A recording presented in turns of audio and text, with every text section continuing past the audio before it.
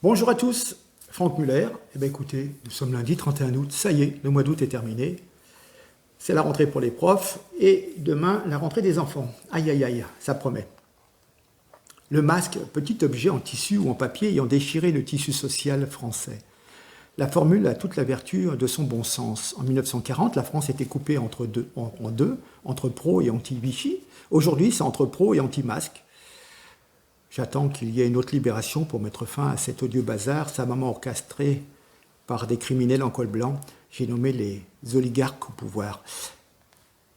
Coluche disait autrefois, dans les infos, il n'y a que la date qui est exacte. On nous a pris vraiment pour des cons et il continue. C'est la dictature en marche. Empêcher de fumer, de manger dans la rue, de danser.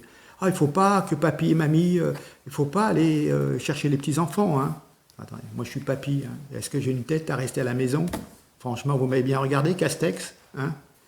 Non mais attends, il ne faut pas aller chercher les petits-enfants à l'école. Et les parents, ils font comment? Ceux qui sont coincés au boulot. Enfin, ils sont devenus fous et le pire, c'est que c'est eux qui nous gouvernent. Bon, alors, je vais vous présenter deux vidéos. La vidéo par rapport à l'affaire de Nice, où on voit un couple fortement maltraité alors qu'en tribune, ils n'ont pas de masque. Et puis une vidéo de Pujadas dans laquelle il explique, il dit, mais attendez, on nous présente des cartes, mais qui sont complètement fausses. Et c'est quelqu'un quand même du système, des médias du système, sur LCI, qui dit, mais attendez, moi je m'interpelle, parce que avant on nous présentait des cartes où il y avait des gens malades, en réanimation, etc., aux urgences. Et on nous présente une carte où il y a des gens juste qui ont été testés positifs. Positifs à quoi? On ne sait pas. Un corona quelconque, mais on ne sait pas lequel, parce que ce n'est pas avec un coton-tige que vous allez savoir. Enfin, vous voyez ce que je veux dire? Voilà. Et donc, Pujadas le dit. Et donc, c'est surtout, voilà, le fil de mon idée, avec du respect pour les personnes malades, les personnes très très inquiètes, les personnes qui ont des... Voilà, je le redis. Voilà. Mais voilà. C'est pas parce qu'il y a des 1500 cas positifs dans une région qu'il y a un cluster de malades. Quand vous avez à la Riboisière, il y a une personne au service d'urgence en réanimation, en région parisienne, vous pouvez quand même vous poser des questions. Donc la deuxième vague, je ne sais pas où elle est, mais elle n'est pas encore arrivée. Elle n'est même jamais partie d'ailleurs. Sur ce, je vous laisse regarder donc ces deux vidéos à la suite, et puis je reviens vers vous. D'accord? Allez. A tout de suite, merci, d'ici 2 minutes. Allez. Vous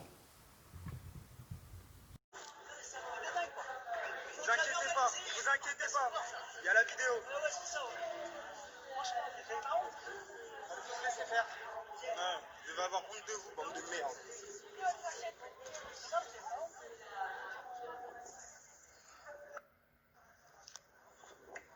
C'est vraiment des fils de pute.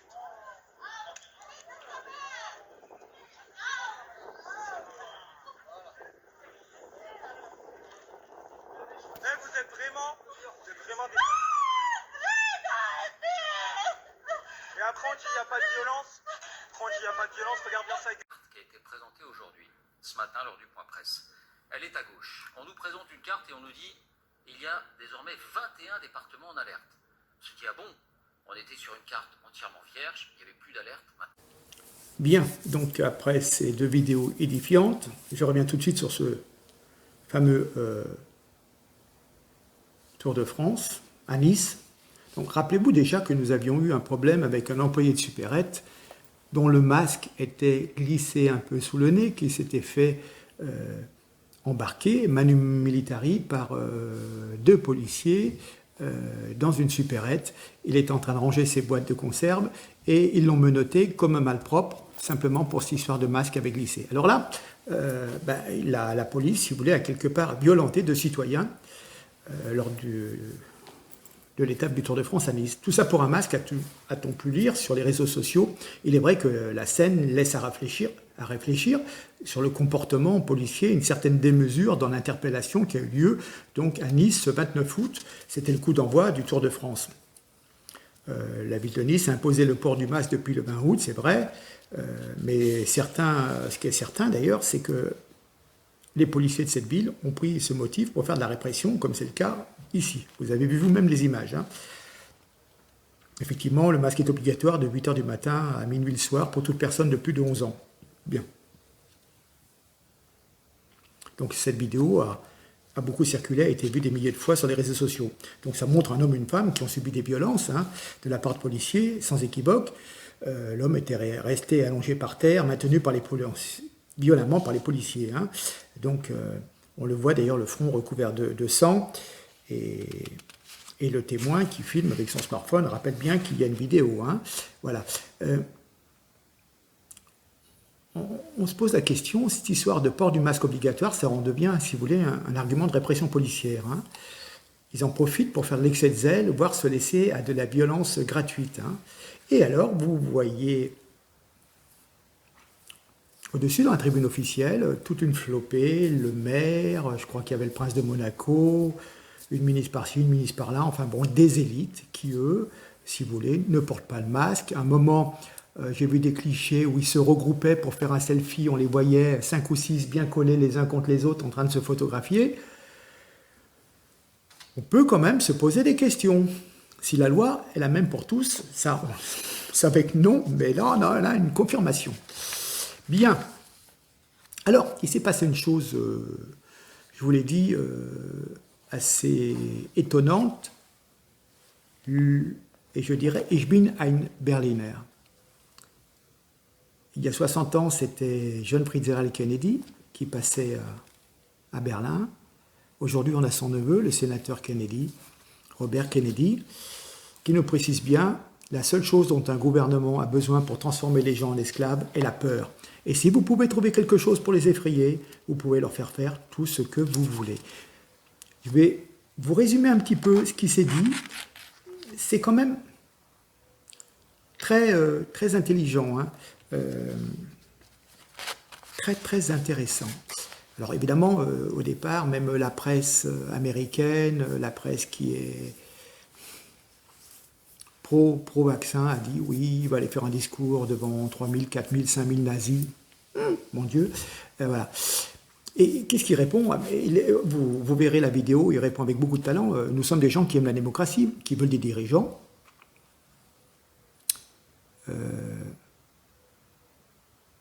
sincères, des dirigeants qui s'inquiètent du peuple et qui ne vont pas mettre des règles, des règlements arbitraires pour orchestrer l'obéissance de la population, comme cela se fait maintenant.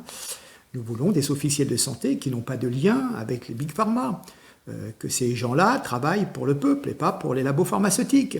Nous voulons des représentants qui se soucient de la santé de nos enfants et non des profits pharmaceutiques ou du contrôle gouvernemental.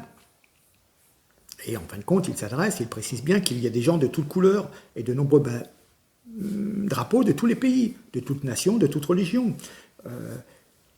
Il indique bien que nous sommes soucieux de la dignité humaine, de la santé de nos enfants, de la liberté politique. C'est le contraire d'une appellation de nazi. Les gouvernants,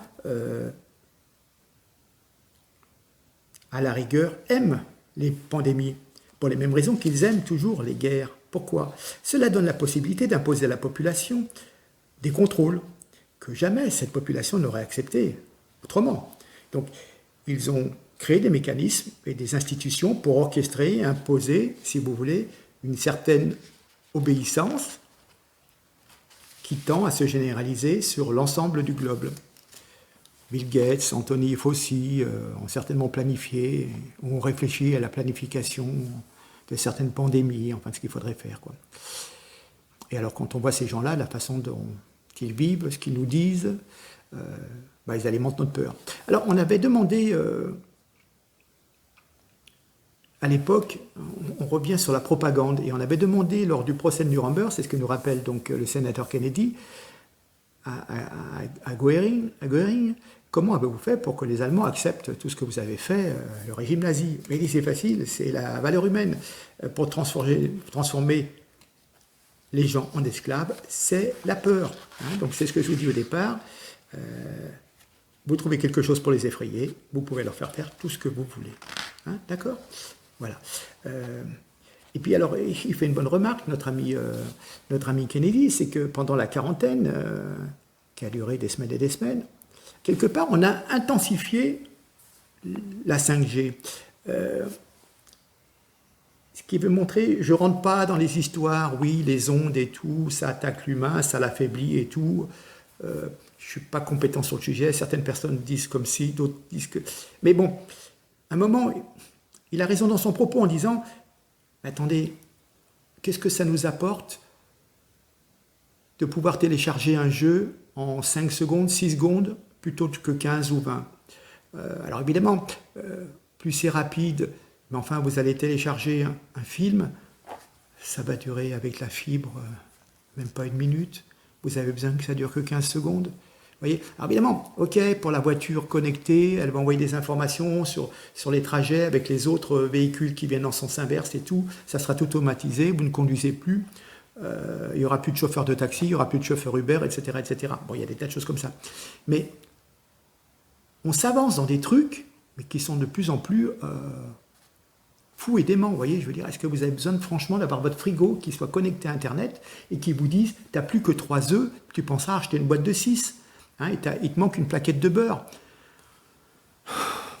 Vous voyez, à un moment, on a une course en avant, mais c'est de la folie. Je pense que déjà, on est déjà superment équipé, moderne, quand on voit ce qu'on peut faire avec un smartphone, enfin bon, et Internet, et tous les réseaux sociaux, enfin bon. Et là où c'est très très intéressant, et là où je le rejoins plus particulièrement encore, c'est qu'en fin de compte, tout se met en place pour la monnaie numérique. Et ça me fait penser que je viens de voir quelque chose. Oui, comprenez une chose, c'est quand vous n'aurez plus d'espèces, et je le vois ici, voilà, une publication de Debout la France, le gouvernement veut supprimer l'argent liquide. C'était donc, dans le Canard enchaîné, on découvre les manœuvres du gouvernement pour faire disparaître petit à petit l'argent liquide. Une mesure utile, surtout une mesure qui ravit les banques et les GAFA qui vont avoir la mainmise sur notre argent et nos libertés. Vous voyez ce que je veux dire ? Et donc il nous dit, avec la monnaie numérique, il contrôle votre compte bancaire, et donc votre comportement, hein, parce que c'est gentil, mais ma noble personne, si on va me dire, Monsieur Muller, c'est gentil, mais aux vidéos, vous commencez à nous casser les pieds. Et puis je pense que vous allez avoir des problèmes. Hein. Il y a des virements qui ne sont pas faits, il y a des erreurs, vous ne pouvez pas retirer votre argent. Hein. Tiens, comment vous allez faire pour faire votre plein d'essence, votre carte bancaire, elle ne marche plus. Vous voyez, donc il va y avoir un moyen de pression, parce que vous n'aurez plus de cash. Avec du cash, vous avez quand même une certaine liberté, vous voyez. Hein, et on ne sait pas trop ce que vous faites. Hein. On vous suit avec votre smartphone. Bon, si vous déconnectez ou si vous l'arrêtez complètement, vous arrivez à vous en sortir, vous voyez. Mais voilà. Et tandis que là, si le compte bancaire il est bloqué, coincé. Hein. Voilà. Donc on limite votre comportement et votre liberté d'expression. Hein. Donc c'est très très très intelligent et la remarque est bien faite et tout ça fonctionne au profit des GAFA. Et puis vous allez commander chez Amazon, vous allez faire des tas de trucs et puis en fin de compte le petit commerçant qui est à côté, voilà, ça sera terminé pour lui, hein, tous les indépendants. Alors je vais simplement pour les gens qui comprennent, hein, je respecte les personnes qui portent un masque, qui ont eu des soucis de santé, qui ont eu un proche qui est décédé et tout. Mais ce que je voulais dire, que bon, j'ai publié sur ma page Facebook, il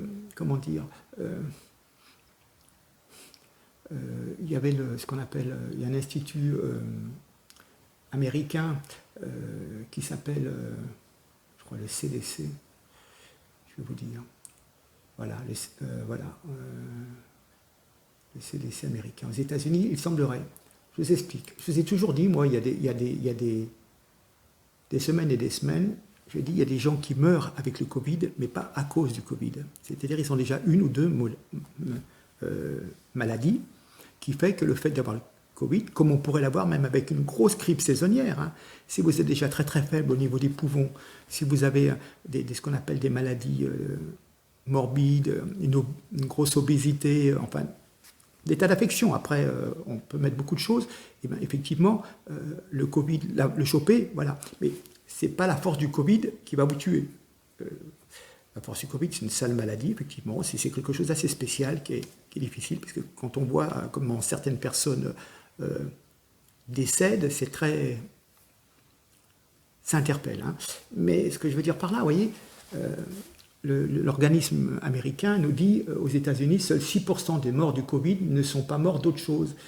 Donc je vous dis, ce qu'on vous dit depuis longtemps était bien vrai, les statistiques officielles ont été gonflées artificiellement grâce à des certificats de décès ne tenant pas compte de la comorbidité et attribuant systématiquement au Covid la cause du décès. Souvent sans qu'aucun test n'ait été réalisé. Hein. C'était la même chose dans un grand nombre de pays, et même les autorités sanitaires italiennes avaient publiquement admis que seulement 12% sont des vrais morts du Covid. Hein. Voilà, c'est ce que je veux dire, c'est-à-dire que on vous en rajoute et tout, et en fin de compte, vous apercevez que les dizaines de milliers de morts que nous avions, les milliers de morts que nous avions de la grippe saisonnière, il n'y en a plus. Parce qu'en fin de compte, ils ne sont plus morts de la grippe, ils sont morts du Covid. Vous voyez, il y a toujours une sorte de manipulation. Alors, quel est leur intérêt? Ben justement, je pense quand même de nous faire gravement peur. Mais je respecte les gens qui... Il y a quelques personnes, mais enfin, il y a beaucoup de personnes, en fin de compte, âgées, hein, qui subissent cette maladie. Mais je respecte des personnes qui sont soucieuses, qui ont eu elles-mêmes des soucis de santé, qui savent qu'elles sont faibles au niveau des défenses immunitaires. Voilà. Mais je ne pense pas que le fait de porter un masque renforce les défenses immunitaires, bien au contraire, ça vous amoindrit. Hein. Mais bon, donc je vous rappelle qu'on teste maintenant 900 000 personnes par semaine, donc c'est normal qu'on trouve des gens positifs, qui sont positifs à un corona. Mais comme le corona, il a muté, on ne sait pas à quel corona elles ont réagi, hein, voyez. Donc il peut y avoir des coronas, ce qu'on appelle d'autres coronas, qui sont simplement des espèces de grippe, hein, parce que c'est pas en mettant un coton-tige, voilà, au fond de la narine qu'on va déterminer vraiment quel corona est passé par là, hein, d'accord. Ils ont réagi à une infection, ils ont fait des anticorps, donc ils sont positifs, voilà. Ils ont été en contact, mais ils ne sont pas malades. Vous voyez ce que je veux dire? Et la seconde vidéo que vous voyez de LCI avec le présentateur télé, la journaliste, là, il nous dit bien, on nous donnait un tableau précédemment où on avait des tas de gens qui étaient en réanimation, qui étaient aux urgences ou qui étaient morts. Là, on nous met simplement des tableaux en nous disant ah, il y a 1500 personnes positives. Ah, oh là là, ça s'agrandit. Ben évidemment, plus tu testes, plus tu as des gens qui sont positifs. Là, maintenant, on nous a sorti à Lyon, on est en zone rouge. Donc peut-être à partir de demain, le masque obligatoire sur la communauté urbaine. Mais évidemment, si tu testes les gens, tu trouves plein de gens positifs. Mais moi, je suis peut-être positif, mais je ne suis pas contagieux. Parce que, en fin de compte, je crois au mois de début août, il me semble avoir vu que l'OMS a dit que, à première vue, les gens qui sont asymptomatiques, qui ne sont pas malades, ne sont pas contagieux. Bon. On entend tout et son contraire. Mais voilà le sens de mon idée, c'est ce que je vais expliquer. Hein. Donc pas d'affolement, il n'y a pas 1500 malades, il y a des gens qui sont testés positifs simplement et qui resteront positifs pendant un bout de temps. Alors, moi je vais vous poser une question. Alors aussi, mon raisonnement il est quand même fondé sur pas mal de gens que l'on voit, des grands professeurs, des épidémiologistes. Alors moi je voudrais bien qu'on m'explique si eux c'est des cons, parce que, voyez, j'en ai un. Jean-Luc Gallas, spécialiste des maladies infectieuses, l'UCL, chef de clinique à Saint-Luc. Hein, c'est en Belgique. Qu'est-ce qu'il nous dit? En Belgique, oui, parce qu'en fin de compte, en Belgique, vous ne voulez pas dépasser 5 personnes dans une même pièce. Hein, voilà. Donc, voilà. Ça s'appelle la bulle de 5. Et donc, il dit la mortalité diminue partout, que ce soit en Belgique, en Europe et même en Amérique. Et on continue de prôner des mesures comme la bulle de 5 que personne ne comprend. Cette mesure n'a aucune base scientifique, elle n'est pas applicable, elle n'est pas appliquée, elle n'est pas contrôlable, donc elle n'est pas contrôlée, et donc elle est totalement inutile, dénonce l'expert. Voilà, il y a une interprétation anxiogène des chiffres et une confusion entre le taux de contamination et le nombre de malades. Vous voyez ce que je veux dire? Voilà, on surinterprète les chiffres pour prendre des mesures générales à l'échelle du pays alors qu'il faudrait prendre des mesures extrêmement focalisées. Voilà, ça c'est un épidémiologiste. On va encore en sortir deux juste histoire de voir quand même que c'est quand même... Dans le train Paris-Deauville, un contrôleur de la SNCF colle une amende de 135 € à une pauvre dame qui a ôté son masque pour manger son sandwich. Attendez, où on va? Et à quelques mètres de là, une bande de jeunes mettait le bordel dans le wagon en toute impunité. Hein, voilà. Hein. Donc, j'étais sur...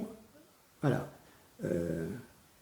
Le professeur Chabrière, à Marseille, nous dit « Bloquer une économie alors qu'on a une épidémie sans malade, cela demande de la concertation. » Ouais. Allez, un dernier. Le professeur Éric Combe, chef du service des maladies infectieuses à la Pitié-Salpêtrière. Bon, ça doit quand même être une pointure. Je n'ai pas d'explication sur le plan épidémiologique, ça ne se justifie pas. En ce qui concerne, avec Pujadas, le port du masque. Voilà. Hein. Et puis maintenant, il va falloir mettre un masque en dessous de la cagoule de moto. Hein. Je pense que ça va poser des problèmes.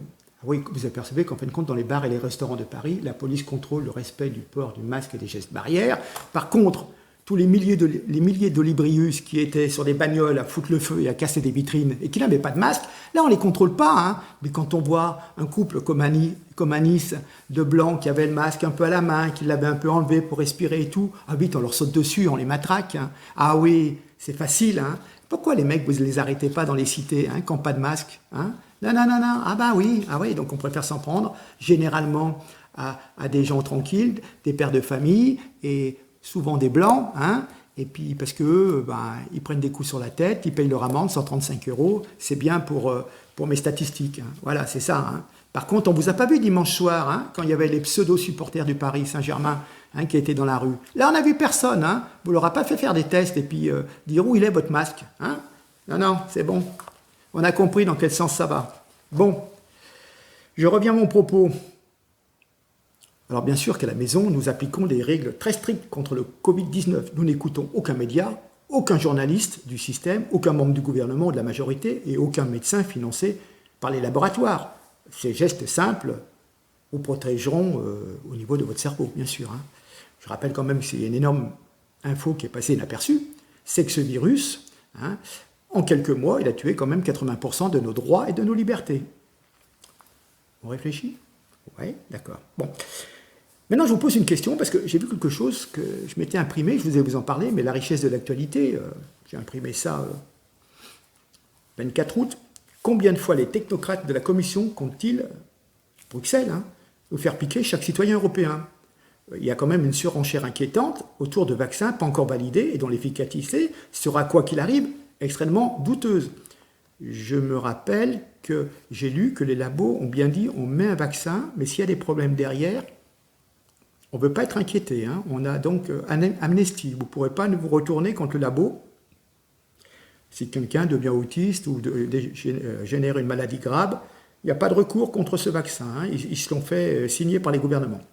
Donc, pour environ 450-500 millions de personnes en Europe, hein, qui dépendent de la communauté économique. La Commission européenne a annoncé, donc un jeudi, c'était il y a une quinzaine de jours, avoir réservé 225 millions de doses du potentiel vaccin contre le Covid à l'allemand CureVac. Bon, ils avaient déjà réservé 300 millions de doses du vaccin en préparation au français Sanofi. 400 millions pour l'américain Johnson & Johnson. Et le 14 août, un contrat d'achat anticipé avec le groupe pharmaceutique suédo-britannique AstraZeneca pour 300 millions de doses, avec une option pour 100 millions de doses supplémentaires. 400, 400, 800, 1100, on est à 1325. 1325 millions de vaccins pour moins de 500 millions d'habitants. Il n'y a pas comme un problème là. On va vous mettre 2 piqûres dans les fesses, 3, un de chaque marque. Avec ça, vous allez voir. Hein. Donc, les vaccins annoncés par les laboratoires ont été élaborés en quelques semaines avec un impératif commercial de rentabilité immédiate, alors que normalement, il faut des mois, voire des années pour mettre au point un vaccin, du moins si on respecte les critères scientifiques de sécurité sanitaire. Or, précisément, dans ce cas présent, aucun de ces critères n'a été respecté. Oui, il fallait faire vite, et puis être le premier sur le marché, parce qu'il y a des milliards de bénéfices à la clé. Donc, on peut affirmer avec certitude que ces pseudo-vaccins ne présentent aucune garantie d'efficacité, bien sûr, et on ne sait rien des effets secondaires de ces produits, ni à court, ni encore à moyen ou à long terme. C'est logique. Hein. Donc cette course forcenée au profit est incompatible, en fin de compte, avec les contraintes de la recherche scientifique. C'est ce que je voulais dire. Alors, ça me rappelle furieusement les 95 millions de doses de vaccins anti-H1N1 commandés par l'inimitable et désastreuse Roselyne Bachelot. Pour mémoire, il y avait une controverse en 2009-2010, et elle nous avait commandé, je ne me rappelais plus des chiffres, mais 95 millions de doses de vaccins pour lutter contre la grippe A, H1N1, et il y avait un coût global de la campagne de vaccination qui avait été mise en place, et estimé à 1,5 milliard. Hein. 8% seulement des Français se sont fait vacciner, hein, d'accord. Et un rapport d'enquête du Sénat, présidé par François Autain et rendu public le 29 juillet 2010, il met en lumière le poids des lobbies ainsi que l'acceptation par les décideurs politiques et administratifs de contrats commerciaux trop contraignants. C'est dans Wikipédia. Hein. Voilà. Alors, donc, quelques remarques, bien sûr. Il y a 95 millions d'habitants en France. Remarquez, c'est vrai qu'avec le tsunami migratoire et tous les gens qui viennent s'installer en France, mais quand même, il n'y en a pas des millions, il y en a quelques centaines de mille par an. Mais nous n'avons pas quand même 30 millions de migrants qui sont arrivés comme ça. Bon. On a dépensé 1,5 milliard pour seulement 8% de vaccinés. Mais par contre, si vous voulez, les vaccins, on les a jetés, on a essayé de les revendre. Et puis par contre, les labos ont été très très bien payés, bien sûr, hein, rubis sur l'ongle. Et Roselyne, pharmacienne, ancienne vendeuse de médicaments, ne peut que s'en réjouir. Donc, en grosso modo, en faisant prorata, on a 1,38 milliard foutu en l'air, payé par les contribuables, mais donc pas perdu pour tout le monde, parce que les labos, ils ont palpé. Hein. Donc, autant vous dire que le poids des lobbies, hein, je dirais même plus, c'est plus le poids des lobbies, c'est le poids de la corruption. Comment dire ?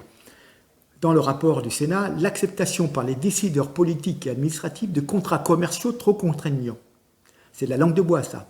Autant dire que politiques et administratifs se sont fait arnaquer par des labos, en payant plein pot, quelques petites enveloppes bien placées ont peut-être aidé à graisser les rouages du gouvernement et de l'administration, et peut-être le plus gros rouage, Roselyne elle-même, qu'on a renommée ministre, hein, à 70 ans, hein, alors qu'elle touche sa retraite et tout. Hein, bon.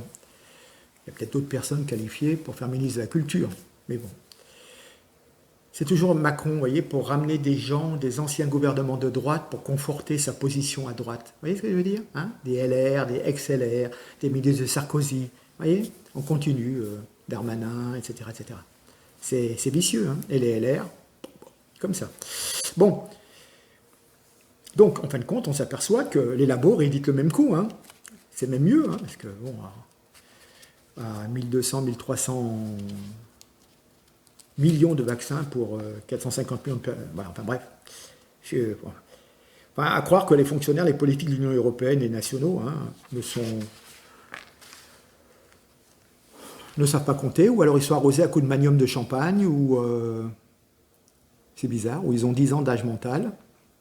Enfin, tout va bien, les politiques se gavent, les hauts fonctionnaires se gavent, les labos s'archigavent, hein, et les cochons de contribuables, vous, moi... eh bien, on paye. Hein, voilà. Donc, mais cette fois-ci, ne vous inquiétez pas, pas question de gaspillage. Hors de question de rééditer le bid de H1N1, très mauvais pour l'image des politiques.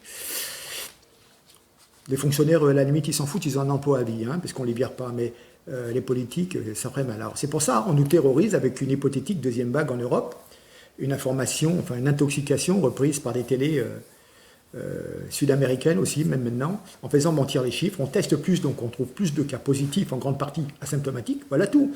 Et en essayant de nous faire pleurnicher sur le sort de nos vieux, en leur disant qu'il faut protéger nos anciens. Bien sûr, ces mêmes vieux auxquels le gouvernement a pratiquement refusé l'accès à l'hôpital et dont il était pratiquement autorisé l'euthanasie à l'EHPAD par l'administration d'un puissant antalgique à des fins de sédation, pour leur éviter des souffrances inutiles. Ben voyons. Parce qu'on n'avait pas les moyens, on n'était pas équipés. Voilà. Parce que nos gouvernements n'avaient pas rien prévu.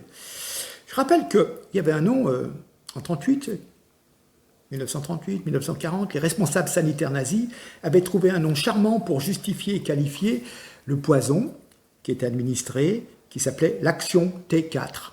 Ils appelaient ça la Gnadentot, la mort miséricordieuse. Ainsi soit-il, paix à leur âme. Hein. Voilà. Donc, même Joseph Goebbels, qui était pourtant un propagandiste, c'est encore une deuxième fois qu'on le cite d'ailleurs, des plus pervers, bien sûr, n'aurait pas osé aller aussi loin dans le mensonge, le crime, contre l'humanité, la perversion, enfin presque. Bon, disons que nos élites font jeu égal avec Goebbels. Hein.